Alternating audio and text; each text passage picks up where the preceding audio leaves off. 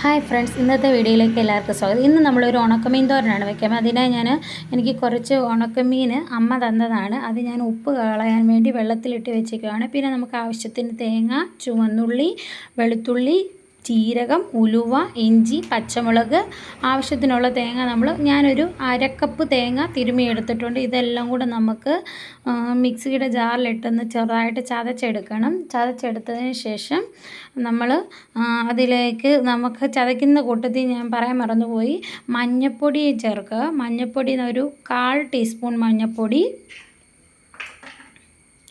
1/4 teaspoon മഞ്ഞൾപ്പൊടിയും ഒരു 1/4 teaspoon ഉപ്പും ഇട്ടാൽ മതി.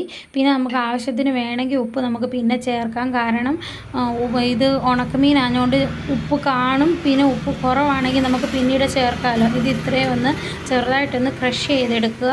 ഒത്തിരി അങ്ങ് ചതഞ്ഞു പോകല്ല, ഒരു മിനിമത്തിൽ നിൽക്കണം ഇത് ചതയ്ക്കുന്നത്. ഒത്തിരി ചതഞ്ഞു പോയാൽ തോരന് നമുക്ക് കറിക്കൊക്കെ അരഞ്ഞുപോലെ പോയാലും ഒന്ന് ചതഞ്ഞാൽ മതി. അപ്പോൾ ചതച്ചെടുത്തതിന് ശേഷം നമ്മൾ ഒരു ചട്ടി വെച്ച് ചട്ടിക്കകത്തോട്ട് ഇത് നമ്മൾ ചതച്ചെടുത്തതെല്ലാം കൂടെ അതിലേക്കിടുക. കൂട്ടത്തിൽ തന്നെ നമ്മൾ എടുത്ത് വെച്ചിരിക്കുന്ന ഉണക്കമീനുണ്ടല്ലോ, അതിൻ്റെ വെള്ളമെല്ലാം ഊറ്റിക്കളഞ്ഞിട്ട് ഈ ഉണക്കമീനും കൂടെ ഈ കൂട്ടത്തിലോട്ട് ഇടുക. ഉണക്കമീൻ പിന്നെ നമ്മൾ പുളി കഴുകാൻ വെച്ചിട്ടുണ്ടോ, ആ പുളിയൂടെ വെള്ളം കളഞ്ഞിട്ട് ആ പുളിയും പിന്നീട് കറിവേപ്പിലയും കൂടി ഇടുക. കറിവേപ്പില എല്ലാം കൂടെ ചേർത്ത് ഇതൊന്ന് കൈകൊണ്ട് നല്ല ഉണക്കൊന്ന് ഇളക്കി ഞെവിടിയെടുക്കുക. ഇതൊന്നും പൊടിഞ്ഞു പോകത്തില്ല, ഉണക്കമീനായതുകൊണ്ട് ഒട്ടും പൊടിയുമില്ല. അങ്ങനെ നമ്മളെല്ലാം കൂടെ നല്ല ഉണക്ക കൈ കൊണ്ടൊന്ന് മിക്സ് ചെയ്ത് വെച്ചിട്ട് ഇങ്ങനെ ഒന്ന് അമക്കി പ്രസ് ചെയ്ത് കൊടുത്തു ഞാൻ കൈ കൊണ്ട്. പിന്നെ നമ്മൾ ഗ്യാസ് ഓൺ ചെയ്തു. പിന്നെ നമുക്കതിലേക്ക് ആവശ്യത്തിന് അതൊന്ന് വെന്ത് വരാൻ പാകത്തക്കത്തിന് ഒരു ഗ്ലാസ് വെള്ളമൊന്നും ഒഴിക്കേണ്ട, അര ഗ്ലാസ് വെള്ളം ഒന്ന് ഒഴിച്ചാൽ മതി. ഞാൻ ആ മിക്സിയുടെ ജാറിൽ തന്നെയാണ് എടുത്തത്.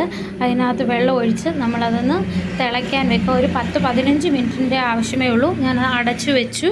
പിന്നീട് ഞാൻ അത് ഒന്ന് ഇടയ്ക്ക് ഒന്ന് തുറന്ന് നോക്കി ഒന്ന് ചെറുതായിട്ടൊന്ന് ഇളക്കി കൊടുത്തിട്ട് അതിലേക്ക് ഞാൻ ഇച്ചിരി പച്ച വെളിച്ചെണ്ണ ഒഴിച്ച് കൊടുത്തു. പച്ച വെളിച്ചെണ്ണ ഒഴിച്ച് നല്ല ഉണക്കൊന്ന് ഇളക്കി.